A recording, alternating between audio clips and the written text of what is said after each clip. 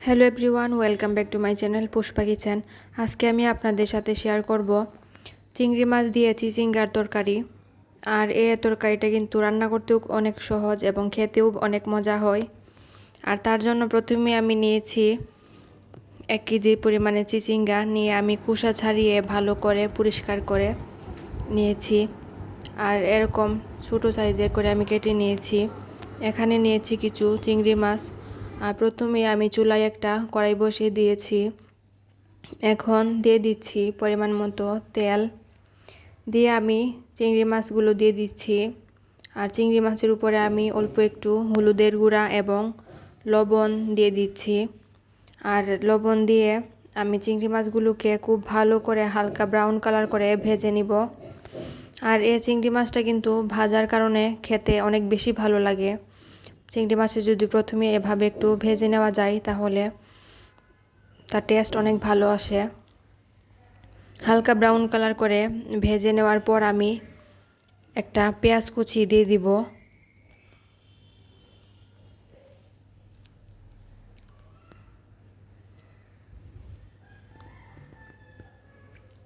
আর পেঁয়াজ কুচিটাকেও আমি অল্প একটু ভেজে নিব।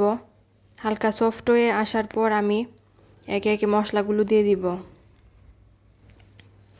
এখন দিচ্ছি অল্প একটু পানি, দিয়ে আমি দিচ্ছি 1 চামচ হলুদের গুঁড়া, 1 চামচ মরিচের গুঁড়া, 1 চামচ ধনিয়া গুঁড়া, আর দিচ্ছি স্বাদমতো লবণ। দিয়ে আমি মশলার সাথে মাছগুলোকে ভালো করে কষিয়ে নিব।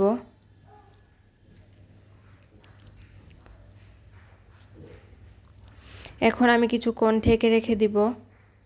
ফিরে আসলাম 3 মিনিট পর। আর মশলাটা কিন্তু খুব ভালো করে কষানো হয়ে গিয়েছে। এখন আমি চিচিঙ্গাগুলোকেও দিয়ে দিব। কেটে রাখা চিচিঙ্গা দিয়ে আমি আবারও মশলার সাথে ভালো করে উল্টিয়ে পাল্টিয়ে দিব। আর এই অবস্থায় আমি কিন্তু কোনো পানি অ্যাড করব না, কারণ ঢেকে রাখলে 3 মিনিটের মতো ঢেকে রাখলে এমনিতেই অনেকটা পানি ওঠে। আর এই চিচিঙ্গার পানি দিয়ে আমি সবগুলো উপকরণ আবারও ভালো করে কষিয়ে নিব।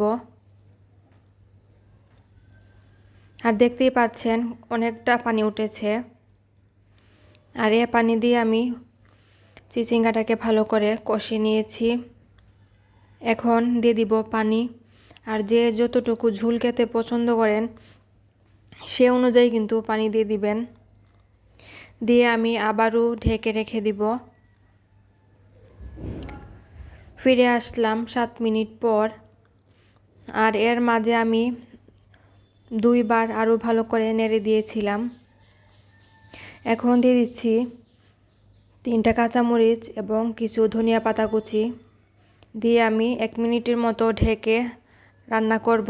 আর তারপর আমি চুলাটা অফ করে দিব। আর কাঁচামরিচটা আমি শুধু অ্যাড করেছি জাস্ট একটা ফ্লেভারের জন্য, তাই পরে দিয়েছি। আর তরকারিটা কিন্তু তৈরি করা হয়ে গিয়েছে।